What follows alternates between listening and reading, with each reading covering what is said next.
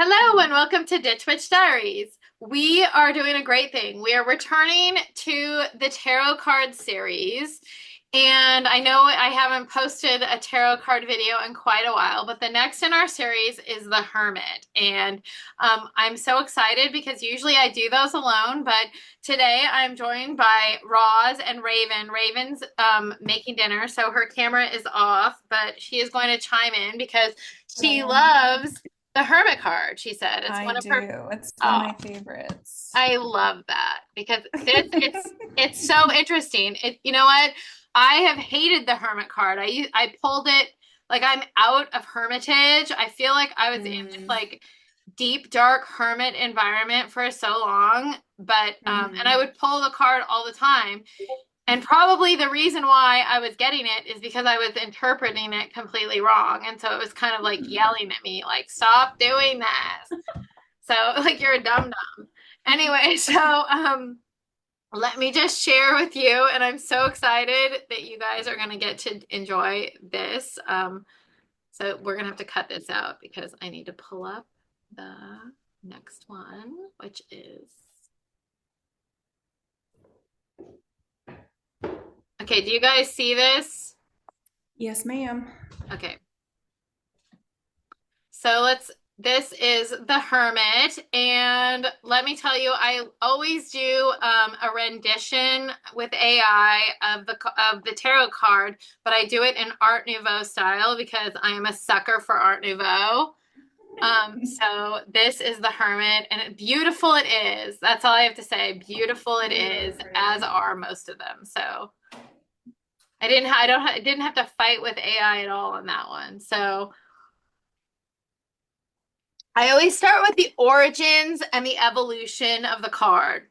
So to see like where, because the tarot didn't just emerge in a vacuum, like the Rider-Waite-Smith tarot just emerged as is. Like it evolved and has like a lot of incarnation. So let's just look at it. So it started out as so the name the Hermit is Learmita or Learmet, and it didn't start out as Hermit. He started out as the card denoted as time or the hunchback or the old man. Okay, so um it's an interesting thought that like, and you can see how like time and the old man are kind of tied together because there's like that trope of like actually it should have been the old woman because if it would have probably come any earlier than when we find our tarot cards emerging like the 1400s, like it probably would have been the old woman because any earlier than that and the connotation would have hadn't switched yet because it was really like the old women who were considered like the keepers of lore and knowledge and time. And then Mhm. it began to shift into like the old man, right?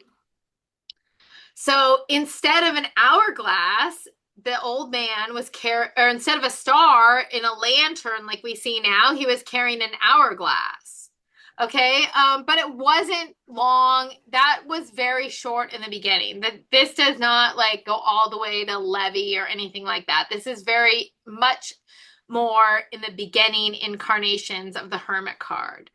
And it's not long before we get of the more traditional image of the hermit that and with a couple different like little like differences, and we'll look at those differences. So in the Triomphe poem of 1374, which supposedly inspired the creation of the whole tarot, in some people will tell you that. As you know, if you look back on my mysteries and histories video, you'll see there's a lot of possible origin stories. But the hermit was called time. So there you go. So in some of these decks, the hermit is a monk. Okay. But by the time of the Marseille Tarot, the image kind of gets pretty consistent as the hermit and the images that we see today. Eliphas Levi and other occult practitioners at the time called this card the fourth virtue. So we already have strength, justice, and temperance, like as an actual card. But he said that this hermit card, it represented prudence as the fourth virtue. I don't know. Maybe we're going to talk about it. At the end of the day, I think that's a pretty like narrow interpretation of this. So in the medieval world, the hermit was also, and we're going to talk about this more, an alternative to the church. So by living alone as an ascetic, you could gain knowledge in like the via personal experience. And that will come back in our at the end when we kind of put it all together. But remember this, like this, it kind of serves as opposed to the church's way of knowing is that, and you can see this a lot, like in there's stories of like saints and stuff who lived like out in the middle of nowhere and kind of separated themselves from humanity. And they were considered spiritual and wise and whatever, and godly even. So then we also have Grail legends, which speak of the hermit as imparting like this knowledge to the knights that go on their journey in the Grail stories. So the hermit is that person. So let's look at some of these images. So here's an image of an ancient card with a hourglass, so a vision of time, perhaps. And then we have another one. I don't know what that is, some older one. And then there's another time. It's got an hourglass, but it's like encased in kind of a lantern image.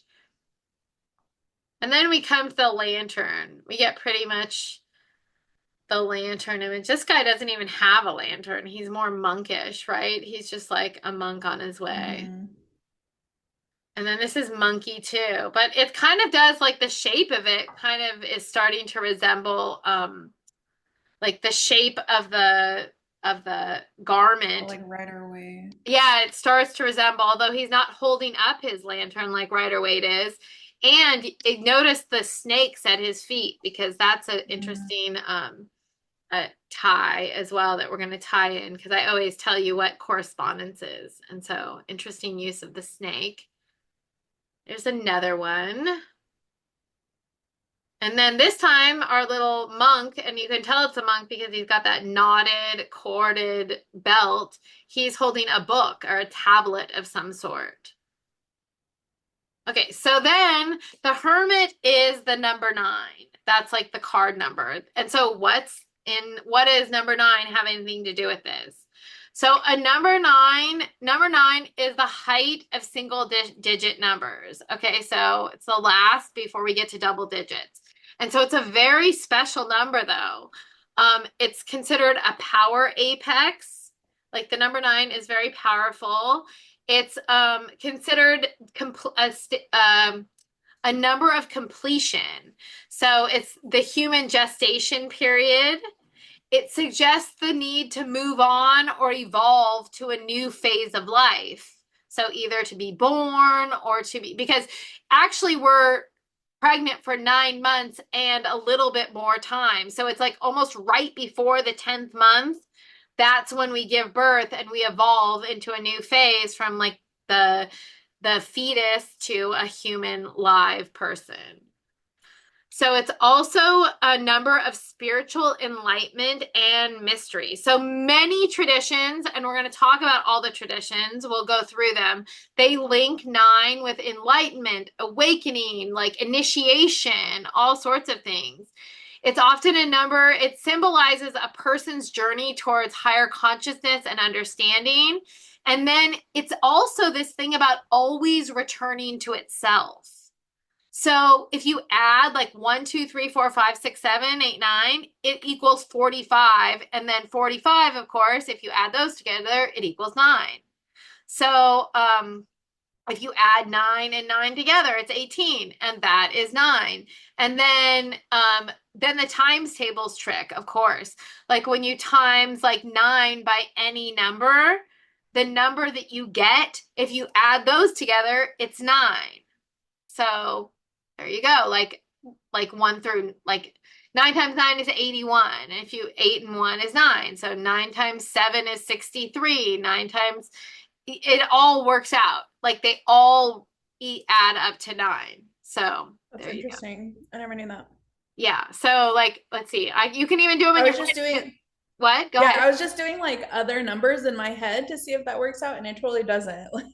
Yeah, I So it's know. It doesn't. interesting. It's a trick too. Like that's how I learned my Yeah. times tables is because like so 9 times 2 of course is 18. So you always go to the number lower and then whatever number you add to it equals 9. So it's 9 Mm. times 2 it's 1 and then plus 8 equals 9. 9 times 3 is 2 plus 7, so it's 27. 2 and Mm. 7 is 9. So like you like any number is like that. And it's like a little trick Yeah. for math, but it always returns to itself. Hmm. So it's also a number of wisdom and experience. Okay. So it's linked to finality. And 9 symbolizes wisdom that comes through experience. It talks about like accumulated knowledge and mastery gained through challenges. But it's also tied to compassion and humanitarianism. And it's tied to altruism. And nines are tied to serving humanity.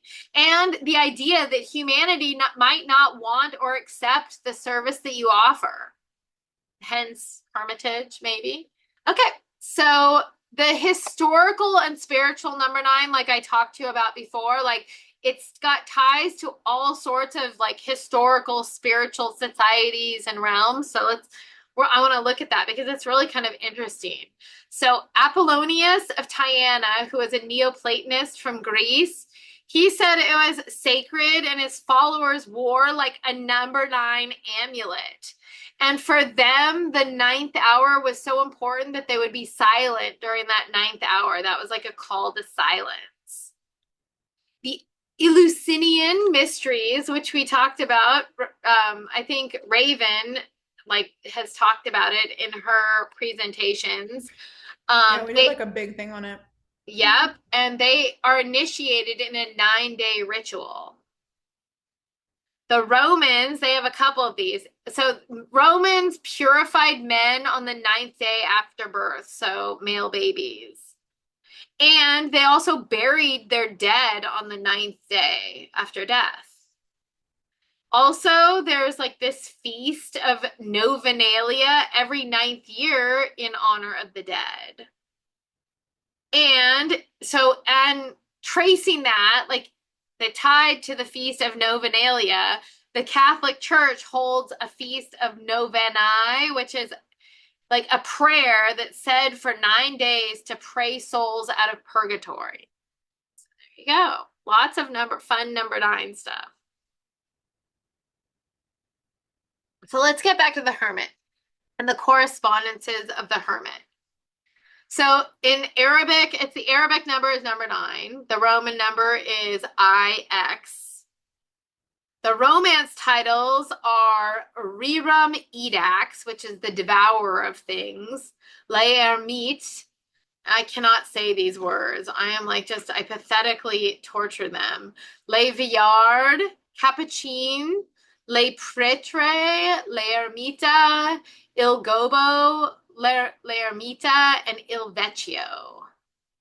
So the Hermetic title is the Magus of the Voice of Light, and that's what the image is. So I always ask AI to make an image of one of these Hermetic titles, and this is what it came up with, the Magus of the Voice of Light, and also the Prophet of the Gods. The planet it's tied to is Virgo. The Hebrew letter is Yod, which is super interesting because Yod is found all over the tarot deck. Like it's like that symbol like that you see there next to Yod, that's the symbol. And when you see like it's in the tower, like it's in all sorts of cards, you see Yods all over the place. And the English equivalent to Yod is either an I or a Y. So more correspondences. So the animal is a bear, cat, pig, and squirrel. And I said to look at that snake, and it's interestingly not a snake, so I was wrong. But it's gonna the one that you have to look at is actually we'll see if it's in there. We'll see if we find one of these, either a bear, a cat, a pig, or a squirrel in some of the other, because I show a couple different tarot cards, and we'll see if it's in any of those tarot cards. The plants, and there's a bunch of places where I culled this list from, including ours and Alexis Cunningfolk and Briggs, I think, or there's actually a correspondence book that I have too.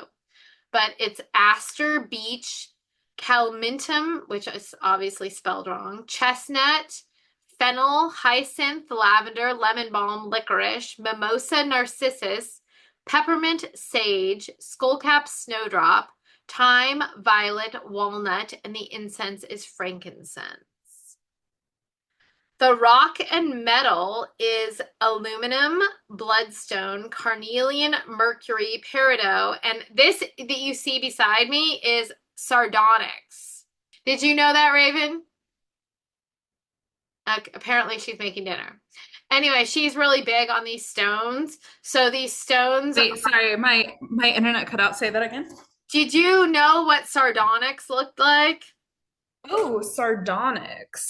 No, I don't think so. So look at what I'm looking at right now. Do you see this? Yeah, I thought That's that it was some type of sardonyx. like agate. Is it agate? No, it's a type of onyx. Oh, onyx. Oh, interesting. Oh, I could see the resemblance. Kind of looks like rainbow. Yeah, like onyx. Interesting. Yeah, like Huh. it's a type of onyx. And like I had to look it up because I had no idea what it was. I was like, what in the heck is sardonyx? Yeah, I never heard of it. I It's really know. pretty though. I know, isn't it? Mm. It's a Looks like carnelian semi-precious banding. gemstone with alternating layers of sard and onyx that creates a zebra stripe effect. Hmm. Here you go. That's So, pretty cool. yes. And the color that's associated with the Hermit card is green or green gray, hence the background of this presentation. So let's get right into the Rider-Waite-Smith symbolism. And we're going to look at this card because there's so much rich symbolism, even though it seems like it's such a simple card. So first of all, we see that inside the lantern is a six-pointed star. So that could be linked either with the seal of Solomon, which is like a symbol of wisdom. Okay, but it's also like this other, like there's two triangles that make it up. So the upward triangle is considered fire and masculine, and the downward triangle is considered related to water and feminine. And the hermit is supposed to be a uniter of like different things. And this is one of them. This masculine and feminine union is an interesting thing that he unites. So the light in the lantern has been described, though, as not one of those elements. Indeed, the light that emanates from that star is supposed to be the fifth element that transcends the other four. So it's supposed to penetrate spiritual darkness, but it only illuminates like a small area in front of the hermit. Like it doesn't illuminate the whole scene, just a very small area. And then we can look at the hermit's gaze. Interestingly enough, the hermit is not looking outward or looking upward. The hermit is looking down. It's supposed to symbolize that he's looking inward, like humility or introspection. And then we see that the hermit, where is the hermit standing? The hermit is standing on a mountain, okay, on the top of the mountain, no less. So this is supposed to be like the apex of spirit. And mountains are in symbolism, they symbolize places where great leaders or spiritual leaders go to even gain more knowledge. So Moses, Jesus, Muhammad, Buddha, Shiva, Milarepa. So they like all these people, like they went to the top of the mountain or sometimes into a cave in the mountain, but it was always up at the top of the mountain to receive more information or to commune with spirit. And also, like this mountain, we've seen many mountains in the Rider-Waite-Smith symbolism, many mountains. But this mountain is a snow-covered mountain. So this is talking about spiritual asceticism, purity, isolation, and but also like the cold, detached nature of spiritual wisdom. So it's like it's when you like can remove yourself from the distractions of all the emotions and everything that's going on in your life. That's what this snow-covered mountain is all about, is finding spiritual wisdom like outside of like all the emotional milieu of your life, or the hubbub of your life. Okay, then we can go to the sky. And you'll notice that the sky is kind of a darker shade of blue. It's not light blue, it's not yellow. Some of the skies are yellow. There's not a cloud in the sky. It's open. It's an open, dark sky. And this is like symbolizes, it harkens back to that original tarot meaning. It's like the vastness of space and time. So nothing is visible above the achievement of the hermit. This symbolizes the unknown, the subconscious, all that good stuff. So then, like, remember how we saw the hood before in some of the older tarot cards? Like this hood is like, not only is it reminiscent of some of those older cards, but it's said to also hearken to the Fool. So now, though, the Fool is grown and his steps are measured. And again, it's the male and the female that are united. It's the star. It's the like just like the star. It's like the beard and then the flowing gentleness of the robe that like unite this like masculine and feminine like thing going on here that he has. But the robe isn't red, it isn't green, it's gray. And in lots of the other cards, we have seen that the gray represents impartiality. And he has a mature, monk-like impartiality that's free of emotional distractions. And then he carries the staff. And the staff, like we saw, like other, like the hood of the Fool, the staff harkens to the magician.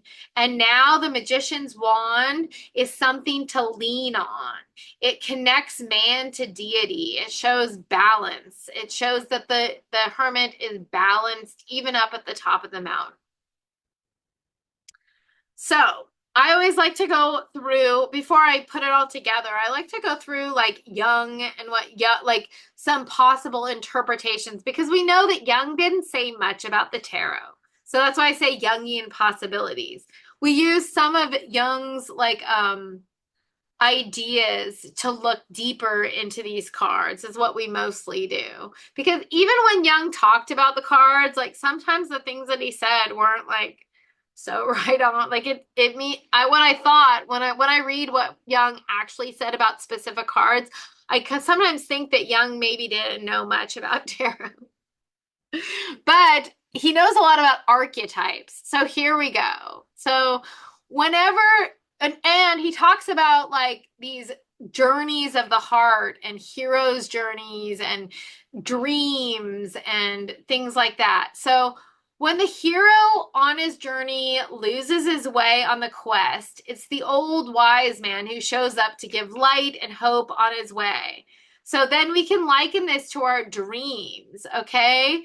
We need to pay special attention to this archetype to show the way in our darkest hours. And in our dream state, this archetype can show up for us to show us the way in our dream states. So the hermit is our quest for meaning in the world. And Jung tells us that this is our primary motivator from birth.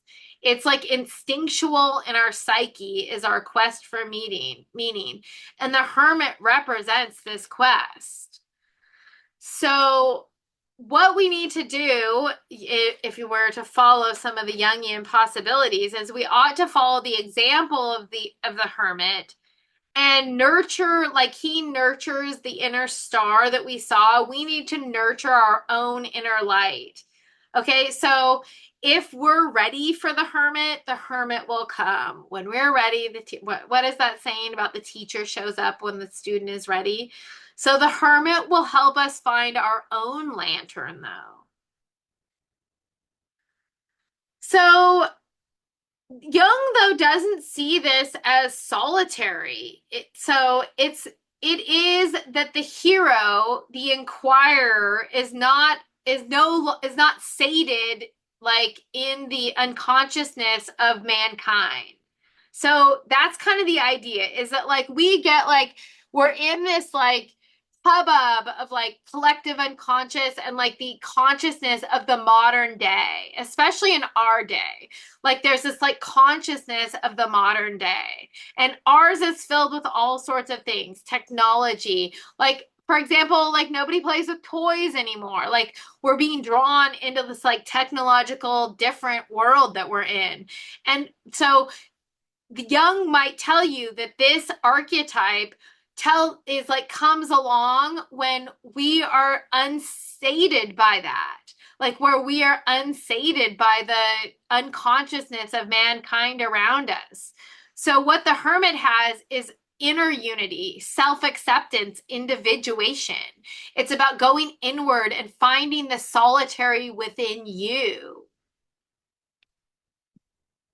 So he is only alone in relation to mankind, right? So like we just said, like it separates us from this collective unconscious, or this like idea of like being immersed in the goings on of the day, the unconscious assumptions of our day.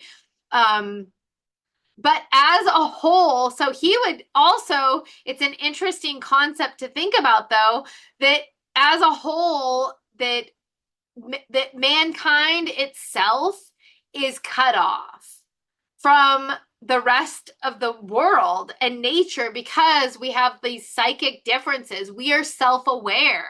So we don't have instinct. We don't cavort in nature with the animals. We're not like, we do not speak the tongue of the animal like anymore. Like we look in the mirror, we use tools, we do things that make us mankind, and it separates us. So mankind kind of stands alone and apart from humanity, from the rest of the creatures of the world and nature as a whole.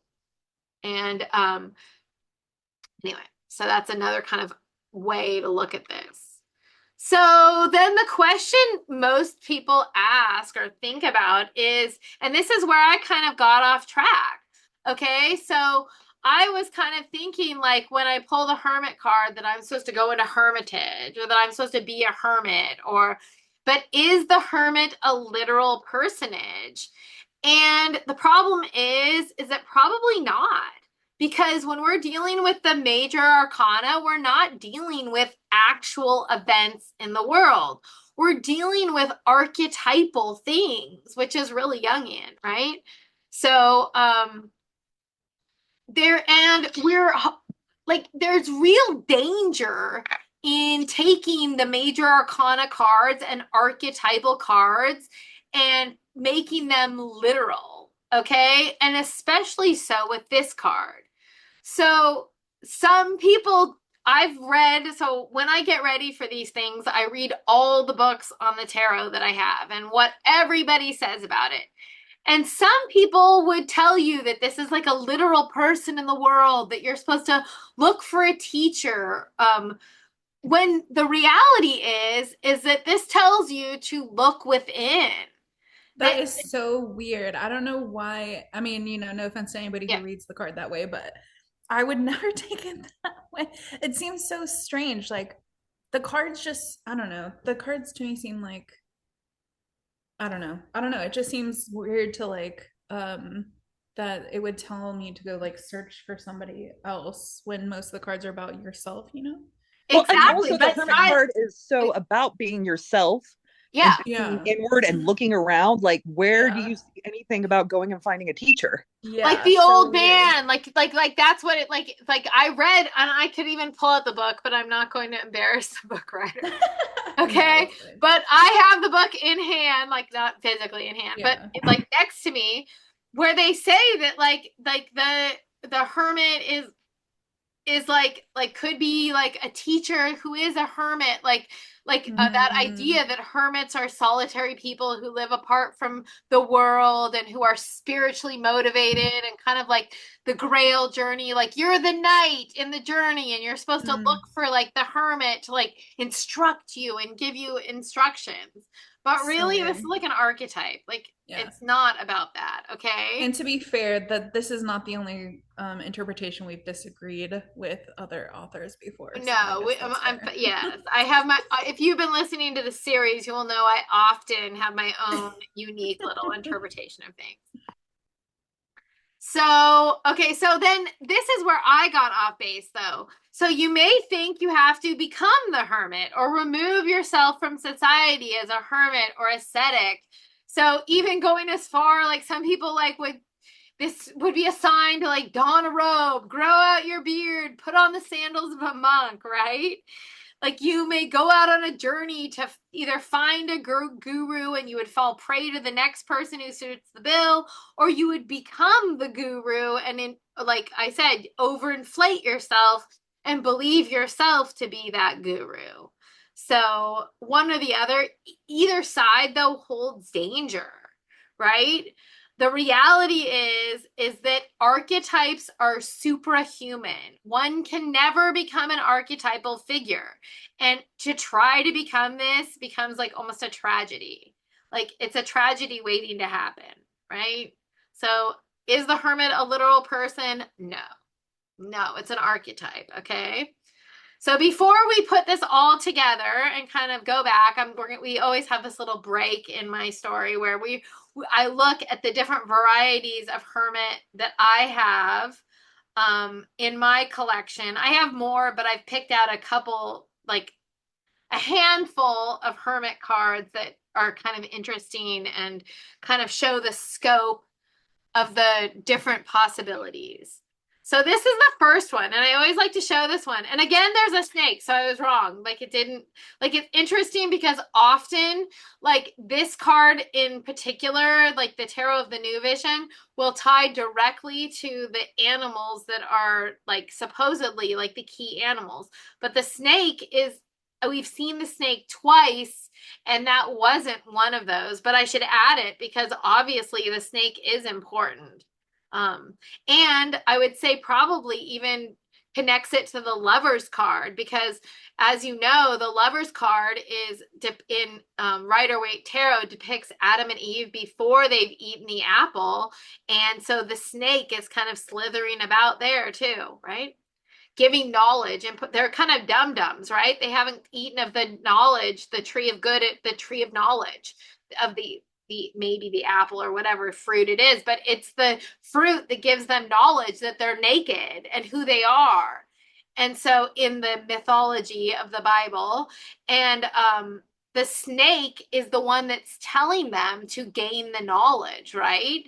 So it's an interesting tie-in to this hermit card.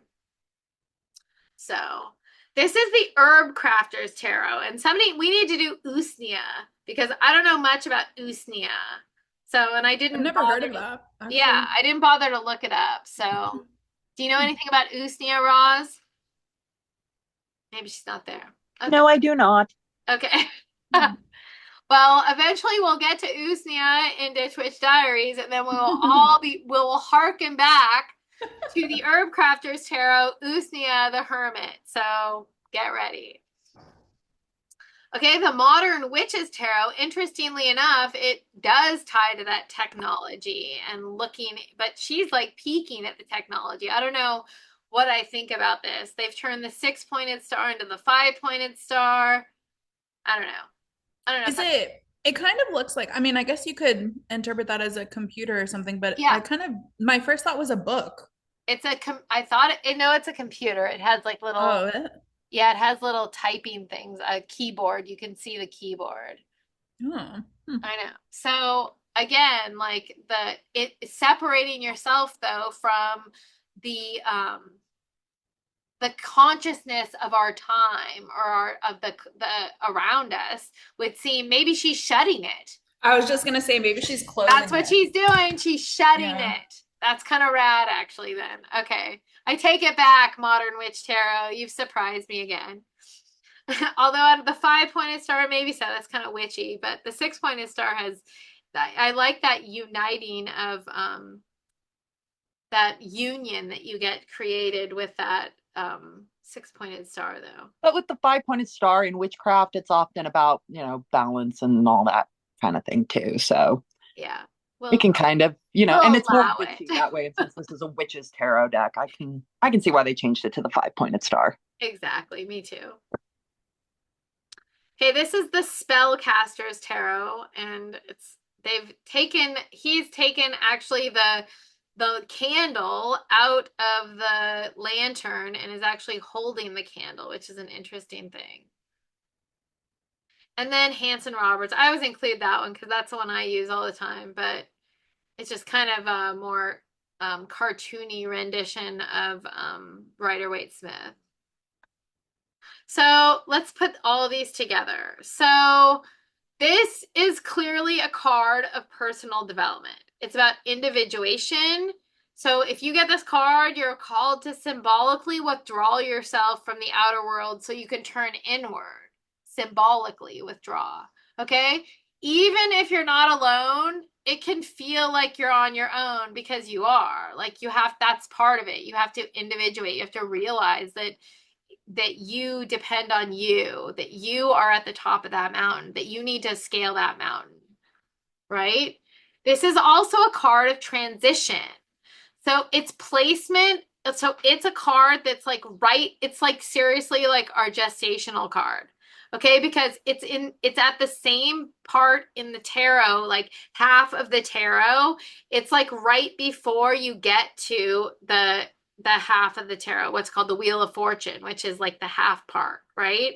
It's like at that half mark. It's like right before. It's like directly or at the middle card of the Major Arcana. So this is a significant period of gestation.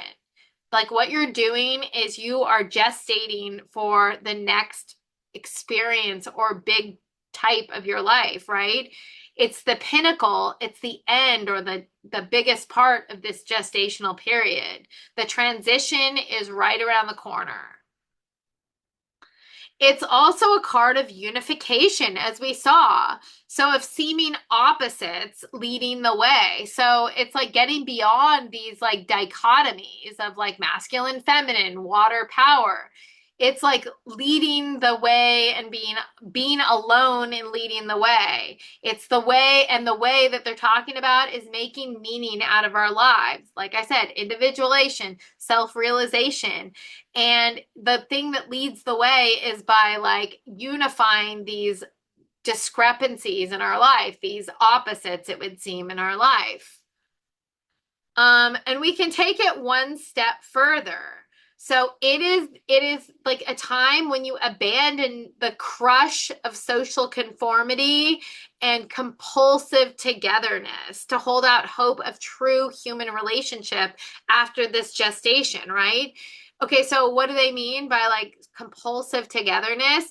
That's like riding on a subway and like there's a million people around you and you still feel all alone. Like it's like this like idea that like just because we're around people that we're with people, but we're really like it's not about human relationship or building true human relationship. Like that comes after we decide that we're not invested in this social conformity or this compulsive togetherness or this need to just be with people for the sake of being with people. Or I would even go as far as to say a lot of our online interaction, unless you really are involved in some online community building, like really most of our online interaction is like part of this, like especially social media. It's really compulsive togetherness. It's like this, and we are like, it's addictive, compulsive togetherness. And it's almost like we like have a moment where we need to be so much of ourselves and so much of who we are in ourselves that that loses meaning, that social conformity and the compulsive togetherness just loses all. We realize that that's not true human relationship. So, and like I hinted at way back in the beginning, it's also a big contrast to the Hierophant. So the Hierophant tells us to look, if we want to have a guide or we want to like make meaning in our life, that we should look to the religious order for spiritual experiences. But the Hermit just completely shatters that or frees us from that idea altogether. It's like it tells us that we, like, it gives us our own illumination, as that's the part that makes us human, is like our ability to make meaning in ourselves and to create spiritual experiences on our own and to look within for those spiritual experiences. So that's my take on the Hermit. So before we move on to the reverse, does anybody have anything to add or interesting things to add about that? Can I tell you like what I do when I pull the Hermit? Like Yes, my interpretation, I I would guess. love So it. my interpretation is pretty much, I mean, it's everything that you said, but the bottom line meaning is like I need to do shadow work, and not like the nice, comfy like shadow work, but like the cry until snot drips out your nose type of shadow work. Like what kind of emotions am I afraid to feel or to show towards other people, and like when did that start, and how can I push myself to like show those emotions, kind of thing. And so if I pull that card in the morning, then um I try to stay off of technology as much as possible. And then when I'm ready to like sit down and do some journaling and stuff, I turn everything off. I don't even listen to music or anything. And I like make some type of like connection infusion. And I journal, which usually ends in like tears. But that's kind of my interpretation, is like going deep. Sorry, I'm eating, so I'm like my voice is all scratchy. But it's like it is going within, and it is like turning off technology, and it is like getting away from the collective and just being by yourself, even for a couple of hours, you know. But it's about, yeah, ultimately going within and seeing what things I can do to be happier or to be better or to be more connected to like nature or the elements or whatever it may be. But every time that I pull the Hermit, I do shadow work. Like that's my go-to. That's how I go within. Oh, I love that. Well, and Yeah. you're like meaning making for yourself. Like Yeah. that's exactly what you're doing. I love that. Yeah. Roz, you have anything to add? I have nothing to add, no. Okay, that's good. I just thought I'd offer you the opportunity. Don't worry, I'll talk if I need to. Okay, good. So No one's going to reverse. stop me from talking. Exactly. So reverse. So this is a strange reversal card for me because my usual algorithm, it gets confusing in some of these cards. But bear with me a little bit. So the usual way that I say when I see a reverse card is that the card isn't happening in the real world, but it is happening within. So this card is already telling you to go within, right?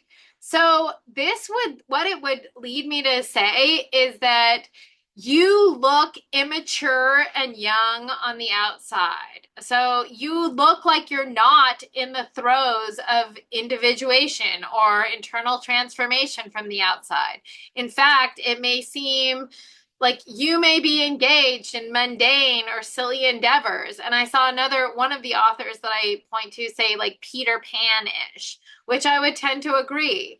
So, but the reality is that this card is working on you and it may be calling you inside. Like there's a subtle hint that you should be turning inward. So others may not see this, what you're being called to. You may be, in fact, enmeshed in the goings on in the outer world, but deep down, you're feeling the call of the hermit. And it may be small and it may be like a little nugget inside, like if you want to go Christian on me, or if I'm going to go Christian on you, like a mustard seed. Like it may be a little, like the hermit may be a little mustard seed inside you, but it's there and you need to pay attention to it. Like it's not, even though like you may be like addicted to social media, like you may like be like just going crazy with like things, emotions, and not on that snowy mountaintop at all, like on the outer world. Like this is, and even inside, like you may like be struggling, like it, but there's a little kernel of this that's happening, and you need to pay attention to that kernel. So maintain that course towards that little small kernel. Stay on your path. Like let your lantern be your guide to individuation. In time, others are going to sense this transformation and this transformative work that you're going to be doing on the inside. In time, you may mature and you may like the maturity may show of what you've encountered and what you're going to be going through. That's kind of how I interpret a reversal, or not, maybe not. So how would you interpret, like if you got a reversed hermit card? If I got a reverse hermit card, I read it a little bit. I read reverses very similarly to you. Okay, I can't hear you barely at all, baby doll. You've gone away from the. Sorry, there we go. Sorry, I know you're making dinner, but come back, okay. come back to it. So I read reverses pretty similarly to you, just so that the viewers like know. I don't read it as the opposite usually, but with the hermit, it's kind of like I take it to mean that I need to, it's almost like longer term. Like if I pull the hermit right side up, then I interpret it as, okay, I need to put a couple hours aside, or like, maybe half a day where I'm not on technology unless I absolutely have to be, and like journal and all of that stuff. But if I pull the hermit reversed, it's like there's more stuff happening inside my head than normal, almost like and so I need to take a break from technology for a longer period of time, and I do need to spend some time by myself, maybe like take a bath or something. So I almost read it as it is internal, like in my head, but it's in interpreting in that way, it's just longer, like my brain and my, I don't know, whatever, my self or my being needs more hermit time. And so it's just like about longer. It's just more of a duration. Not, I need to do more than just a couple of hours without social media and technology. I need to go like as long as possible, even a couple days if possible. That's how I interpret it. Interesting. I love it. And as you can see, like we may have some, like I love it that that's what the tarot is all about, is like these different interpretations that we have. And like we usually are pretty similar about the reverse cards, but I love always hearing how other people see these cards. So that's a interesting way to look at it. I will definitely be assimilating that idea. Thank you very much. Yeah. And I think that that's one of the, I mean, we've talked about this before, but just to reiterate, I feel like we are all of the idea, we all, meaning the three of us, we have specific ways that we like read the cards, or that we work with herbs, or whatever the case may be. And I think all of us are fully 100% for the idea that if it doesn't resonate with you, then that's fine, and that's one of the beautiful things, especially when people tell me that I'm reading a tarot card wrong, quote unquote, wrong. I'm like, we don't even know. It's so crazy. Like, we don't even know where the tarot came from exactly. We don't know. Like, so if we don't know exactly where it came from, and we know that it probably came from different places, who's to say what the right interpretation is? It's just, it doesn't make any sense to me. Anything magical, I don't think that there's any right or wrong way of doing it if you're not hurting anybody else. So I think that's one of the really cool things about tarot, is even like the three of us who work with tarot relatively similarly, we even have little differences here and there, but it's not about pointing out the differences necessarily, but we use it as other perspectives, which I think I like a lot, Agreed. Well, yeah, and even because like Rebecca, you were saying that you were pulling this card and you were reading it a way you maybe wouldn't read it now, apparently. Yeah. So, it just, it's because you were reading it the way you were told probably was right, the right way to read it, and thinking of it that way. I was just But being really literal about it. And sometimes I can suffer from like, what is it? From chronic literalness. And so I suffer from real bad over literality. Yeah. Yes. That too And sometimes. I was just being really literal. Like if I kept pulling it and I would like, oh, being alone. I Like need to be alone, or I don't yeah. know that. Yeah. Like very literally. Yeah. So yeah. So it's Not just, to yeah, like, it is nice to actually like, yeah, like if Involve. that's like not going on, then yeah. Not to like psychoanalyze or anything, but I'm wondering if you, because a lot of the other major arcanas you don't read literally, I don't think. And so I'm wondering if you went down the literal route because that's something like hermetism is not something you're necessarily excited about. And so I wonder if that's why you read it so literally. It's almost like reading it the worst way possible for you. Exactly. I know. Well, and I feel like I was involved in that too. Like I feel like I was like Yeah. really like then I like embodied it and I'm just, Yeah. you know what? I love that this interpretation has evolved. So like and you can allow for that. Your own interpretations, they can evolve, right? Yeah, totally. Anyway. So with that, I want this is like these are all my resources here that I used, and there's some really good ones. Anyway, so I hope you let me get out of here, get back, stop the share. Perfect. And we have returned, and I hope you enjoyed this. And if you did, like and subscribe and share it in the whole 9 yards. And anyways, I hope you can interpret the Hermit in some interesting ways. I would be interested in hearing how everybody interprets the Hermit. Anyway, we will see you at the next Bitch Witch Diaries.